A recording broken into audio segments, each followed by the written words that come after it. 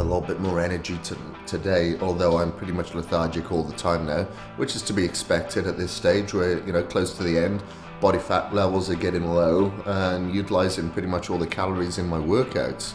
So just running on vapors the rest of the time, that's okay. It's your hunger that'll get you through to the end at this stage. It all comes down to how bad you want it. If you want it bad enough, you'll deal with it, you know.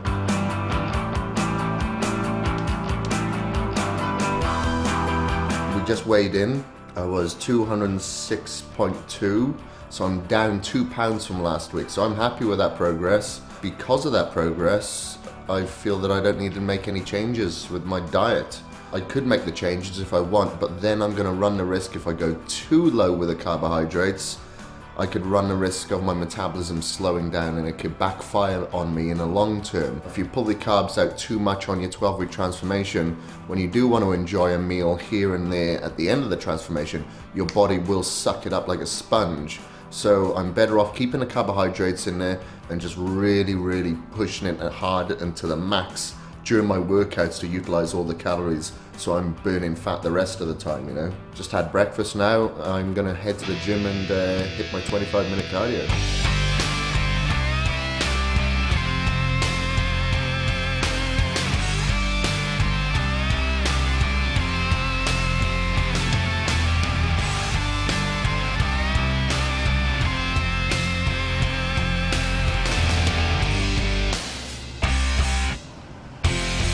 It's a training day and we're going to be hitting legs. But before we go to the gym, I want you to cut out creatine now. I've cut it out of my diet.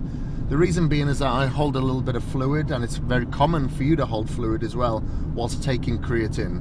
It might only take a few days to get out of the system, but I like to play it safe and just take it out a couple of weeks before the end of the transformation. So from now on, no more creatine. You may feel a little bit weaker in the gym, but you're just going to have to be that much more focused. So let's go.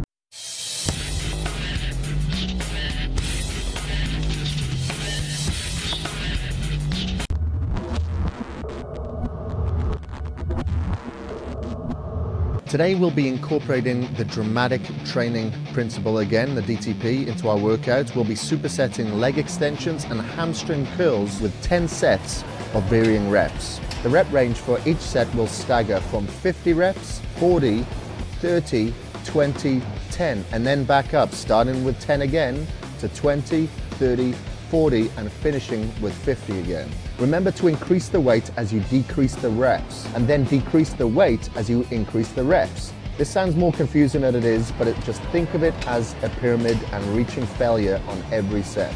Ideally, you'll do this as a superset on the machines that are close to each other, like this, just for ease of switching the weight and the convenience of transitioning between lifts.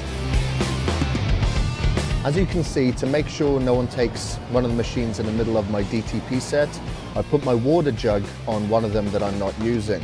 Now, I don't normally encourage hogging equipment, but in this case it'll completely ruin the progression of this exercise if someone jumps in and takes the machine. I'm only on my third superset and my legs are already on fire. This is definitely not easy, and I've got to shut off my mind and just keep going, and you've got to do that too. My hamstrings are burning just as bad as my quads, and my only saving grace on this whole thing is my quads are able to recover while I'm doing hamstrings and vice versa.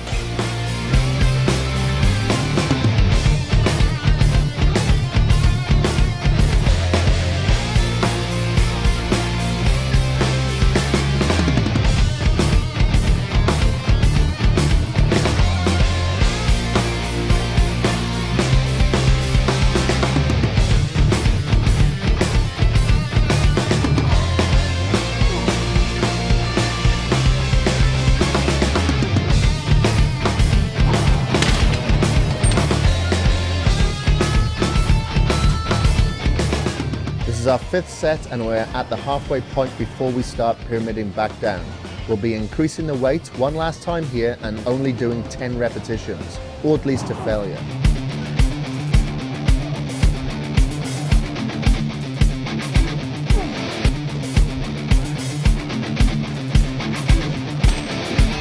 This is the beginning of the sixth set, where we'll be doing the same weight for the same amount of reps as the last set, and that's 10. Not only does this even out the sets, so you're ending with 50 reps on the 10th, but it also provides 2 full working sets at the heaviest weight to target the slow twitch muscle fibers. Now we'll continue on the last 4 sets while we decrease the weight in the same increments and work our way back up to 50 reps.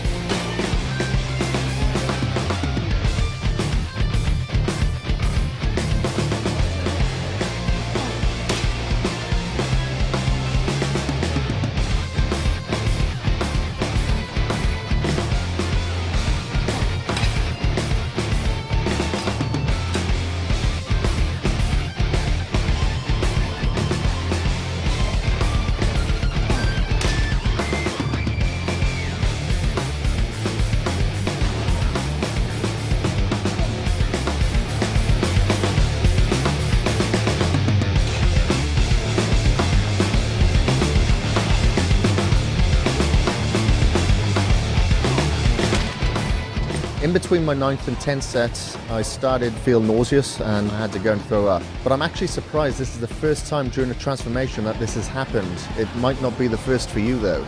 You don't always want to push yourself so much to exhaustion that you're getting sick all of the time, but occasionally it proves that you're working hard and putting it all on the line.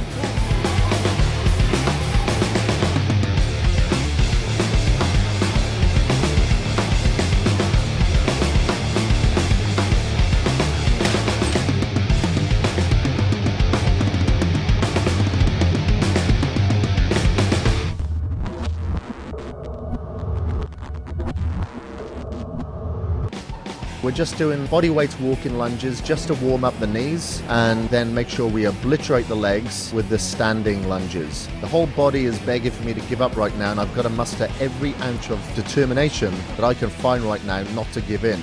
I know I can't give in because it'll bother me all day that I quit, and if you find yourself in the same position, just keep going, you'll thank yourself later. This is my last set, and you can see that I've made up my mind to finish. Victory will be mine, and it will be yours too.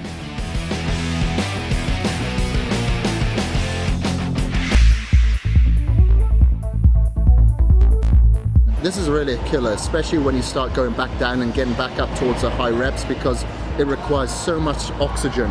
It really hurts, it kills. You get lightheaded because the blood is all pulled to your legs, and you feel sick, you're just sucking on oxygen. That's why I only recommend that you do the DTP, especially on legs, in the latter stages of this transformation. We did 2 isolation movements on the legs, for the quadriceps and for the hamstrings.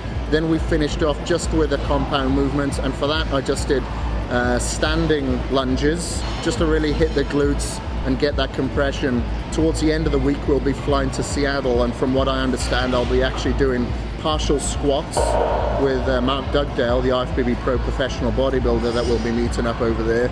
So that's why I wanted to stay away from a lot of compound movements, because my legs will probably still be kind of sore by the time I get to do legs with him as well.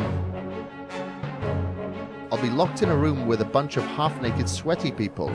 Find out why tomorrow.